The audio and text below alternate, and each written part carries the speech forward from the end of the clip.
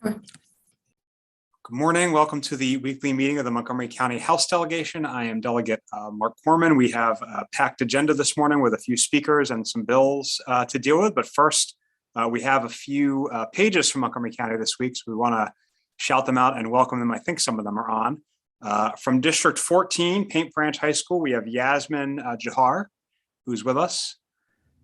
From District 17, Poolsville High School, we have Sarah Medwin. Sorry, I'm having trouble reading my own handwriting. And from District 20, BCC High School, Joaquin Contreras. So thank you for being here and for helping us this session in the General Assembly. We appreciate it.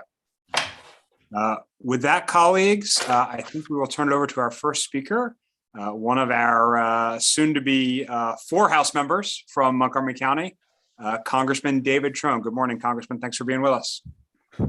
Good morning, everybody. It's good to be here, and thank you for having us on this beautiful rainy day. So, Mark, thank you, and it's good to see a lot of familiar faces and a great turnout. I want to say a special shout out to Linda Foley. It's great to see a new face in the group. Welcome. I always like working together with local, state, and federal. If we combine together, we'll clearly be stronger. We'll be more effective in helping our county.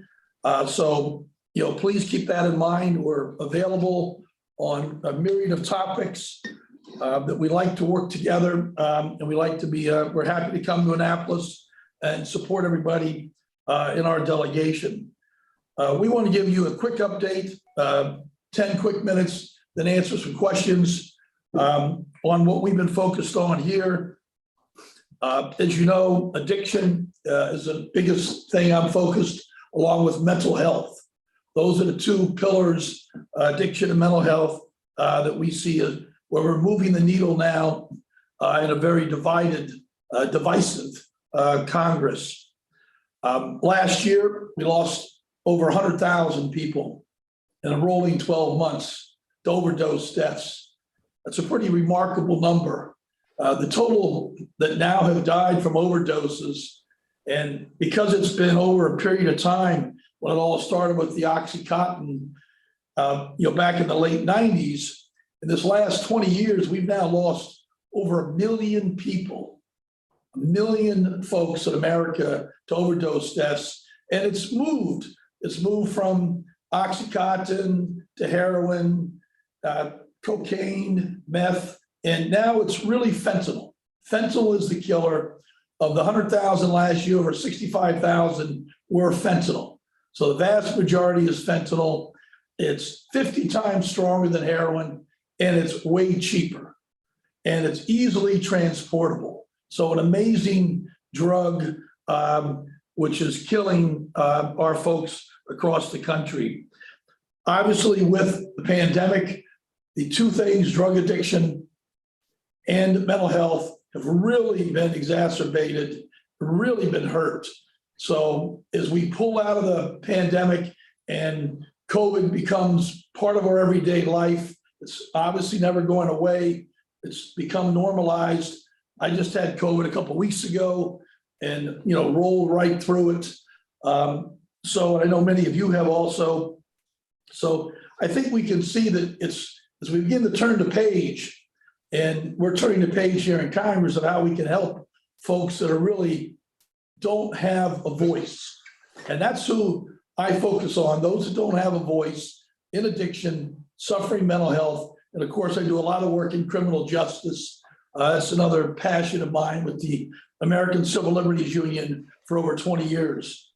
So biggest pieces we're working on is the bipartisan mental health and addiction task force. I've got 140 members, 140, Republicans, Democrats, completely bipartisan. We've got 70 bills together, all bipartisan. 20 of the bills my team wrote, and we're driving those bills over the finish line. A couple have already been signed by the president, and they're working their way through energy and commerce. So that's exciting. Second big area is the fentanyl task force commission appointed by Speaker Pelosi. I was appointed along with Senator Ed Markey in Massachusetts. So we're the two Democrats, Markey and us, along with Senator Cotton from Arkansas and a Congressman Upton from Michigan. Then we have all 7 government executive agencies, the DNI, DOD, Treasury, State, everybody, DEA. So it's an all of government effort. We spent over a year now on this commission. I'm the co-chairman of the commission with Senator Tom Cotton. So it's bipartisan, bicameral, and we had over 40 classified briefings, roughly a dozen, some direct meetings with all the outside experts. And we've put together a report, will come out February the 8th, and it's a roadmap on addiction and on fentanyl.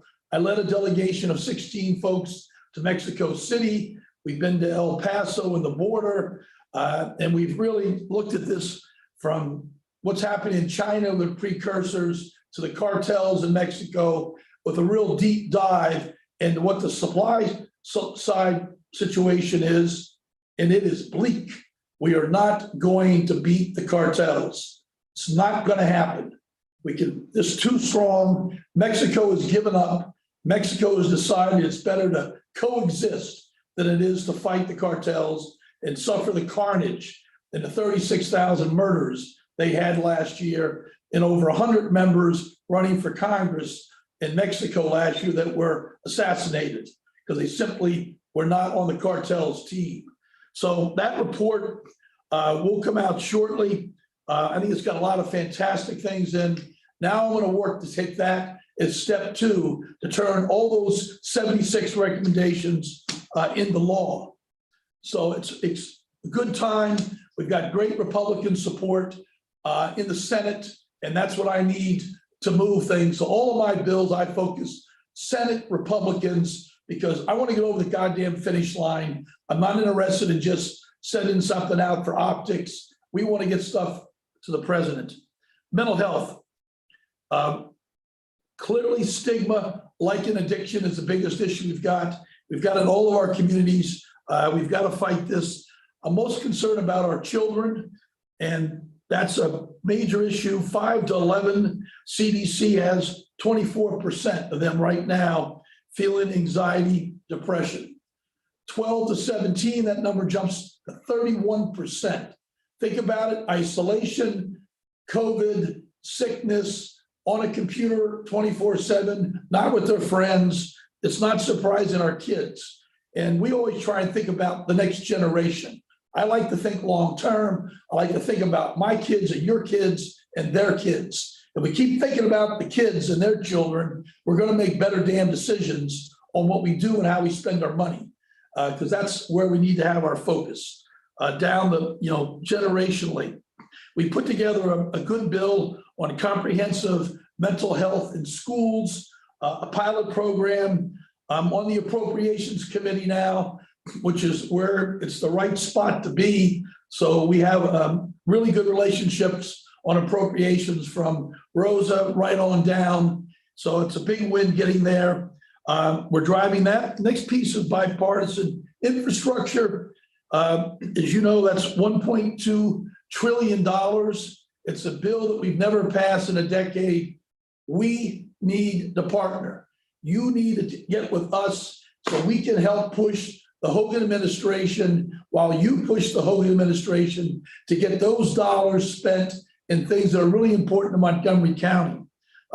We just recently, last week, met with Mayor Ashman in Gaithersburg and toured the town, looked at the Lake Forest Mall project, the Old Town project in Old Town Gaithersburg, and what we can do on that. But there's $6 billion in Maryland that came from the federal government that we've got to make sure Montgomery County gets our fair share. That's crucial. Speaking of fair share, there's a drug called Paxlovid, Paxlovd. It's the new Pfizer drug. It's got a 90% effectiveness on folks when you come down with COVID. That drug, and I took it, you have to take it in the first or the second day you get COVID. It is a phenomenal drug. The country needs 100 million doses. We don't have 100 million doses, so there's a massive shortage on it. So I need your help. And if you could, we'd like you to reach out to Maryland Department of Health and say, hey, Montgomery County is 1.1 million people. We deserve our fair share of the limited amount of Paxlovid that's out there. They're getting 1,500 doses every 2 weeks. So I've been tracking this. When I talk to my hospital CEOs, I talk to all of them every once or so a month. I talk to all my various doctor community. We can't get this drug in Montgomery County. They issued out of Annapolis 60 doses, 60 for Montgomery County in the last 2 week shipment. Garrett County, which I also represent, by the way, has 29,000 people. They received 260 doses.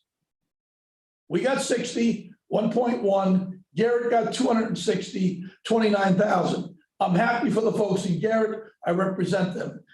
Allegheny County, which I also represent, got 200 doses. These are major Republican counties, as we all know. I work hard there. I lose the election every time, but I do better than any Democrat's probably ever done, without question. But this is not fair. It should be per capita. Our people that are suffering, at the most immunocompromised need this drug. They need it immediately when they get COVID, and it has phenomenal results. So reach out to Department of Health. I hit them on the head, threatened them with an inch of their life, and have absolutely tortured them. We had a miserable call yesterday. They're rethinking their policy. Their distribution concept is stupidity. It's a ridiculous idea. As a business guy, I told them the dumbest damn thing I've ever seen. They need to look at it per capita, and Montgomery County needs to lead the charge. Not surprisingly, the other county getting very few of this drug is Prince George's County. And I brought that up to them also.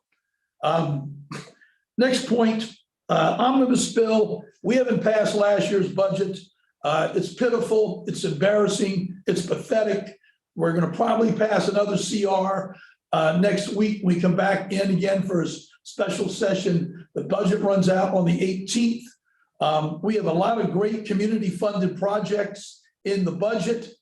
I think we're going to get this community funded project is a winner.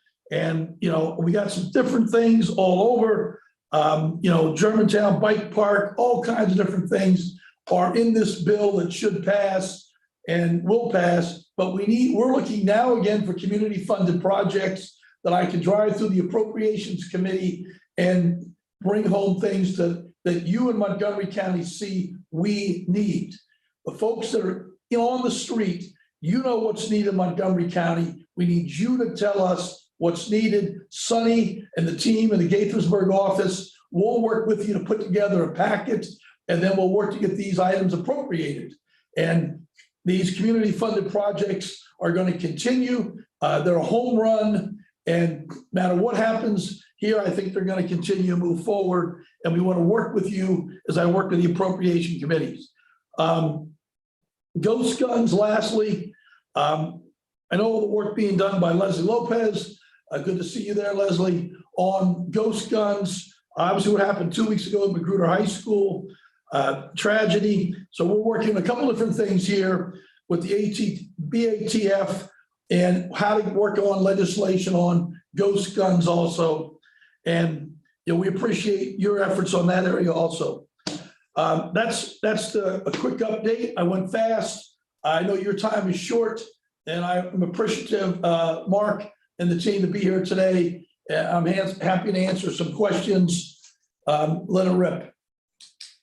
Thank you, Congressman. I'll ask my colleagues to use the raise hand function, and while I'm waiting for them to think of some questions, you went through the continuing resolution discussion pretty quickly. I just want to tie that to infrastructure, because our state Department of Transportation has said they're not going to program any of the infrastructure money until the omnibus or whatever it's going to be passes, because the money actually doesn't start really flowing other than the advance appropriations you guys did with the infrastructure bill.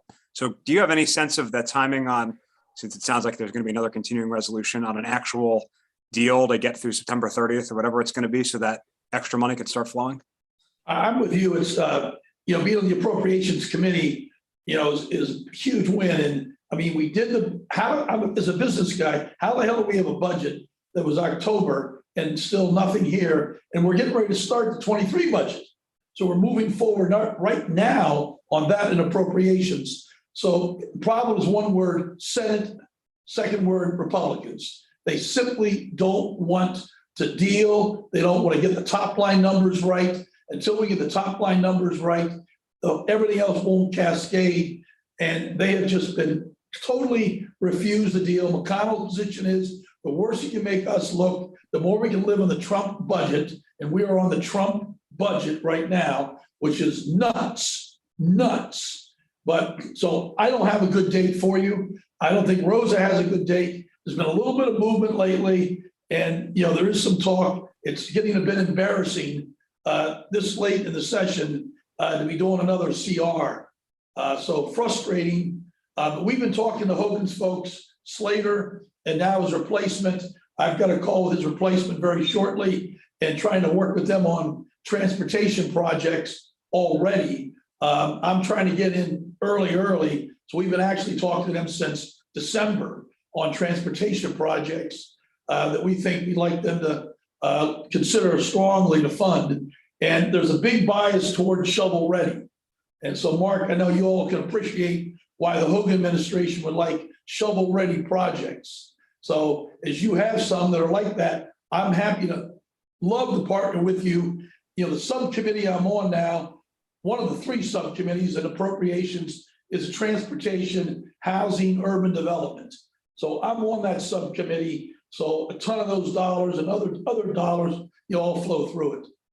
Wish I had a better answer. I don't have it. Great. It's always a funny subcommittee because the acronym is THUD, which I find a very funny name. Any questions from any of my other colleagues? Okay, well, Congressman, thank you so much for making the time to Zoom in with us this morning, and we always appreciate hearing from you. And good luck in the fun that is Washington, D.C. Thank you very much, and reach out to the Department of Health today. Let's push for Montgomery County. Appreciate your time. Yeah, thanks, guys. All right, colleagues, I do not see our next speaker yet, so I think we can turn to our committee business. And we will start with Chair Shetty and the Education, Elections, and Housing Committee. Thank you. Sorry, you're on mute, Chair Shetty. Push the button twice. My apologies. Good morning, everybody. Thank you, Chair Corman.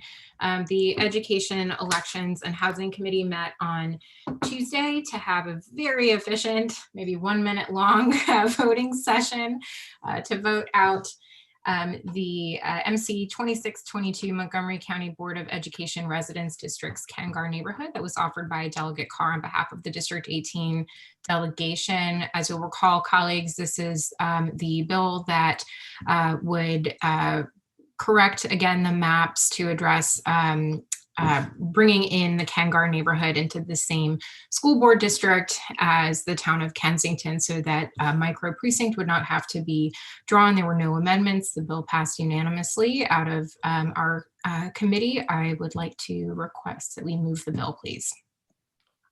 Second. Chair Shetty moves the bill. Delegate Lutke seconds. Any discussion on the bill? Okay, all in favor of MC 2622 is MC 2622, please signify by saying aye. Aye. Aye. Opposed? Aye. Terrific. Thank you, Chair Shetty. Despite the late file, I think your drawer is empty again, right? Congrats. Okay, I still don't think Senator Cardin is here, so we will turn to our special ordered bill, which is MC 8-22. Chair Chi. Thank you, Chair Corman. Good morning, colleagues. The Economic Development Committee worked hard for the past 3 weeks on MC 822, and thanks for your indulgence to allow us to special order to make sure everything worked out. I want to give a big shout out to my hardworking committee members for the past 3 weeks.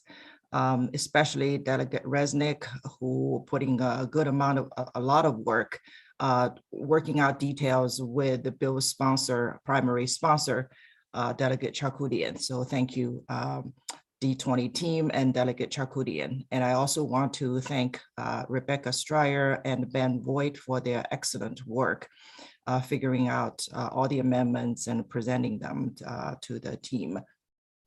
I also want to appreciate the community members. Many of them participated in each of the work sessions to offer their perspectives and to guide us on what's practical and how we can stay competitive to enable bids formation, the business improvement districts formation, while also ensuring an inclusive process for both the commercial tenants and landlords.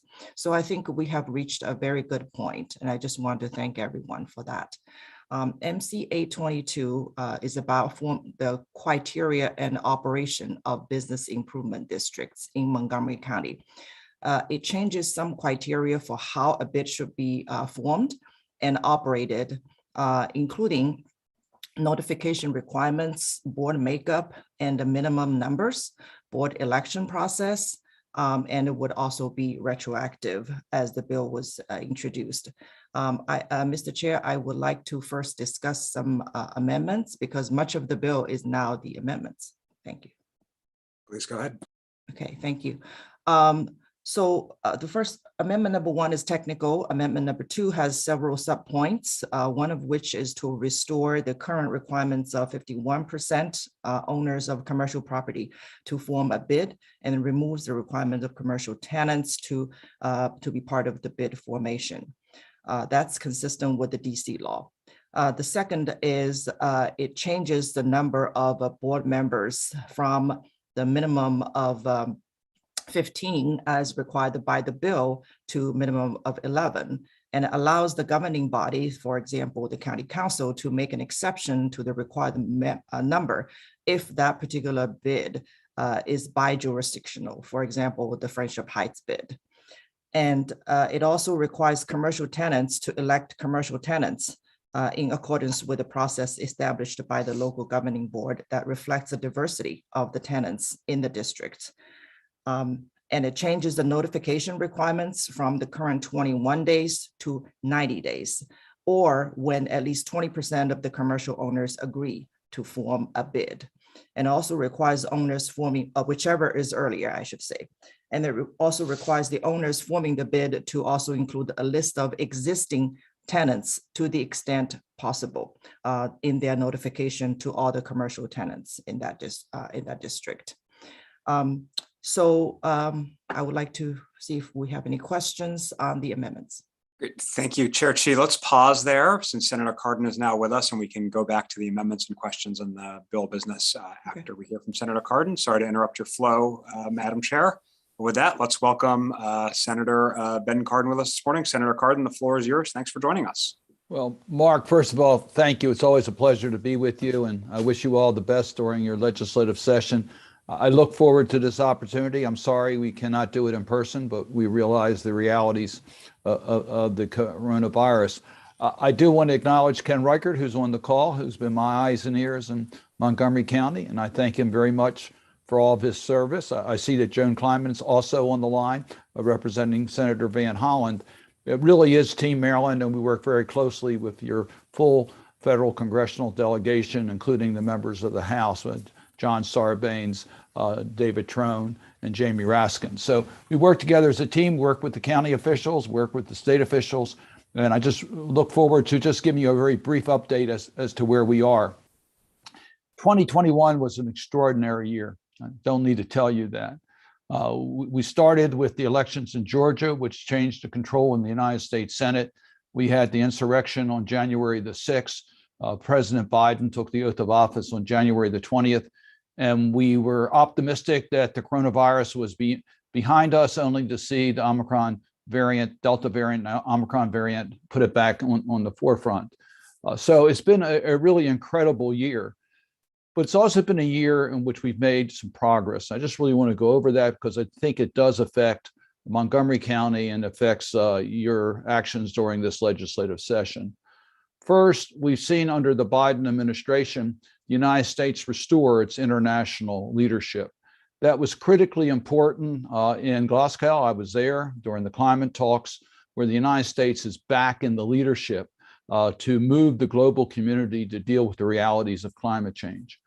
But it's also confronting one of the greatest risks we've seen in our lifetime on security. And that is what's happening right now on the Ukraine-Russian border. We've had a series of classified briefings this week. The published reports are pretty clear that Mr. Putin has amassed his armies on the Ukraine border and is very much looking at further incursions into Ukraine, which could very well affect the security fiber of all of Europe and beyond Europe. It's a clear message as to what happens in Ukraine to China in regards to Taiwan.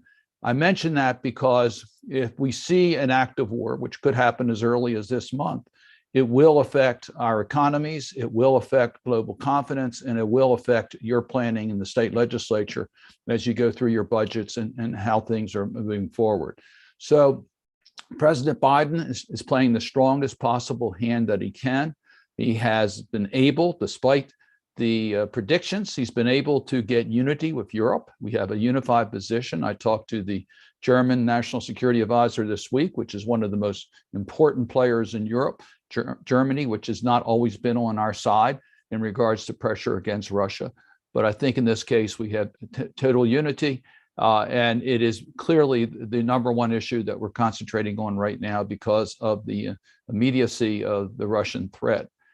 On the domestic side, it was an incredible year, first with the passage of the American Rescue Plan. The purpose of that was to get COVID-19 under control by vaccinations and therapeutic drugs. And we succeeded in that. The vaccines are available. We've distributed them, I think, rather widely. We still have a way to go. The therapeutic drugs are now available, meaning there's going to be less hospitalizations and less death. So we're on that path. The Omicron variant obviously has caused us a pause. We hope that we're seeing a decline in our community and that's going to be a permanent trend, but we still need to be careful about it. As you know, it was a priority to give state and local government additional support. In total, with the CARES Act and with the American Rescue Plan, Montgomery County received $442 million, of which $55 million went to the municipalities. In education, the total amount received by Montgomery County is $389 million. In rental assistance, $94 million. I mention all those numbers because absent the federal government's assistance, the budgets locally at the state and local levels would be very, very much in the tank, and you would not be able to provide essential services. You've been able to provide essential services, and you've been tested because it's been very challenging, but you were able to respond. And I particularly appreciate the Maryland General Assembly in trying to hold Governor Hogan accountable for more transparency in the way that he allocates these funds. I still think we have a way to go with the Hogan administration in that regard. We do believe that there should be more acknowledgement by the governor as to his responsibilities and the resources that have been made available from the federal government. And I do think this is a partnership. We do think the state and local governments, including municipalities and counties, are best suited to tailor the needs to their individual constituents. So funds are available. Then, of course, we passed the bipartisan infrastructure package. That's going to provide $6 billion plus, that's B, $6 billion plus to the state of Maryland. It will hopefully allow us to move forward on a lot of our backlog on roads, bridges, transit systems, port facilities, airport facilities. It also includes a substantial amount of money for broadband, $100 million plus for the state of Maryland.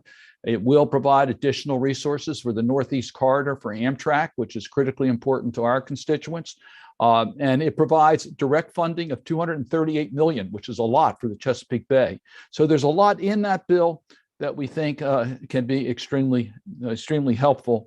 We're not finished. We're still looking at the Build Back Better agenda, which, as you know, would include the extension of the child credit, would include the funds for affordability in housing, childcare, pre-K, universal for 3 and 4 year olds, and the environmental agenda. So it is a lot more we still need to do. Let me just conclude on a few local issues. We have in 2 weeks, the CR will run out, the continuing resolution.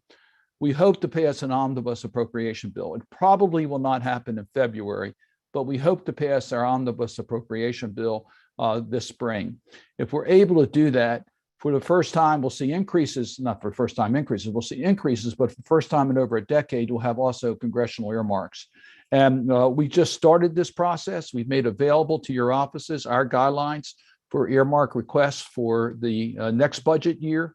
We did get one into our requests from the city of Rockville for their energy power generation. And we will be looking to try to work with you on your individual projects that qualify for congressional earmarks. Lastly, there are a lot of local priorities. I know that. We're working with you on the issues concerning the Beltway and 270. We are working in the region to get the FBI headquarters located in Prince George's County.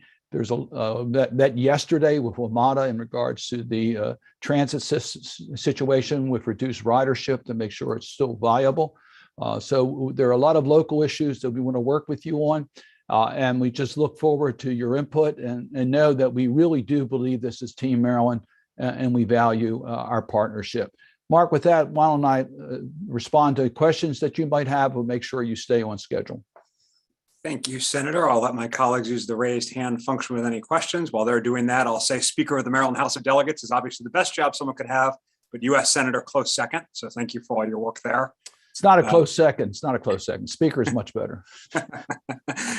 Colleagues, any questions? Well, Senator, thank you. I don't see, oh, there we go. Delegate Collison. Thank you, Mr. Chair. It's actually not a question. It's a great big thank you, number one, for the work that you do, but particularly I want to focus on your work trying to get dental care to everyone in America, and especially those who can't afford it. So thank you for your work at the federal and for your support for the state level efforts on that too. So I just wanted to send a big thank you this morning. Well, Bonnie, thanks for what you're doing in regards to the state. I know there's the effort to expand, make sure Medicaid has a permanent program for adult dental. Obviously, the federal government will fully participate. We had a meeting yesterday with the leadership on the healthcare issues in the Senate in an effort to try to push mandatory Medicaid coverage for adult dental in the bill, the omnibus or the Build Back Better agenda. So we are very much interested in trying to expand that at the national level. Thank you. We'll keep working. Great. Thank you, Delegate Collison. Anybody else? Last call up, Delegate Solomon. Also, very quick, Mr. Chair, and also more of a thanks, Senator Cardin. Just wanted to acknowledge your staff member, Andrew Pearlstein, who was a big help as we worked on expanding the Brunswick line earlier this summer, and appreciate all your work in the infrastructure bill. And many of us are working on a MARC rail expansion package, and just wanted to make sure I give your staff person a shout out and appreciate all your support on that. The infrastructure bill provides substantial pools of dollars in which MARC commuter rail service can benefit from. So we are very much engaged in that. This week, I did speak to Mitch Landrieu, who is the point person at the national level to get the money out. And he has given all of our local governments guidelines as to how you have the best chance to tap into the dollars that are available. These are unprecedented amount of money. It said directly guaranteed to Maryland over $6 billion. Nationwide is $1 trillion plus that are available. So we have a lot of money, and there's a real priority on the your carbon footprint, and therefore transit has a real priority in this. And working very closely with Senator Van Hollen, who's on the banking and committee that has jurisdiction over transit issues. On rail, it's Commerce Committee. So we're working with all the different committees in the Senate to try to make sure that we can expand these opportunities, because this is a once in a generation bill, and we want to see whether we can't get that type of service in our community. Senator, thank you. Anybody else? Okay, once again, we really appreciate your time and all your work. Thanks for always joining us. And we look forward to seeing you in person, hopefully real soon. Stay well, everybody. Thanks again. Thanks for everything you're doing. Colleagues, we'll now turn back to Chair Chi and Madam Chair. I apologize for interrupting your flow once again. Not a problem. Great to have the senator. So I presented the amendments. I just want to see if there are questions from the colleagues. Are there questions on the amendments? I do not see any. I would like to move the amendments. Is there a second? Yeah, second. Chair Chi moves the amendments. Delegate Solomon seconds. Any discussion on the amendments? Delegate Wilkins. Thank you, Mr. Chair. Delegate Chia, thank you so much for all of your work on this. Could you please just repeat the first amendment, the explanation of what it does? Okay, the one that I mentioned earlier, right? Okay, yes. Yes, thank you.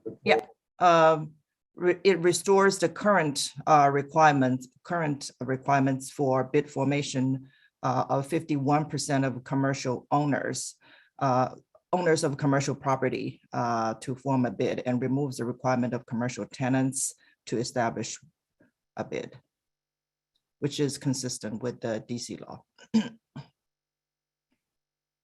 Got it. Thank you. Thank you. Any other questions on the amendments? Okay, all in favor of the amendments, please signify by saying aye. Aye. Anyone opposed? Anyone need to abstain? Just a reminder to vote. You're supposed to be on camera. Chair Chi, the amendments pass. You. So the bill MC 822 as amended adds commercial tenants to both the membership and the board. And it also changes the formation and election requirements, as I discussed earlier. It changes the notification requirements and the documentation requirements, as I discussed earlier, and it applies retroactively beginning July 1st, 2023. So it would apply to Silver Spring bid. Would you like to move the bill? Yes, I would like to move the bill. Is there a second? Second. Second. Chair Chi moves the bill. Delegate Resnick seconds. Any discussion on the bill as amended? Okay, going to try to do this by voice vote. Just a reminder, your vote's not being counted if your screen is not on. All in favor of MC 822 as amended, please signify by saying aye. Aye. Aye. Anyone want to be recorded in opposition? Anyone need to abstain? Great, the bill passes unanimously. Thank you, Chair Chi, and your entire committee. I watched some of the sessions and know it was a very labor-intensive process to get to what I think was a good outcome. Colleagues, that's the end of our formal business. I will ask if there are any committee announcements. I think Chair Love may be the only one. Thank you, Mr. Chair. We have a Land Use Transportation Public Safety Committee meeting on Monday. We will have a voting session on 2 bills and further discussion on 1 of the bills. Thank you. Great, thank you. Am I correct? No other committees have anything to announce, right? Okay, any other announcements? Okay, just to give everyone an idea of where we are, obviously we have a few bills in the Land Use Committee. So it's possible that, next Friday or the Friday after will be our next sort of last regularly scheduled meeting. But of course, we'll have to reconvene, as necessary as matters develop. I'm meeting with Chair Kramer next week to go through our bills to make sure that the Senate acts as expeditiously as we have this legislative session. So appreciate everybody's time this morning. And I believe with that, we are adjourned. Have a great weekend.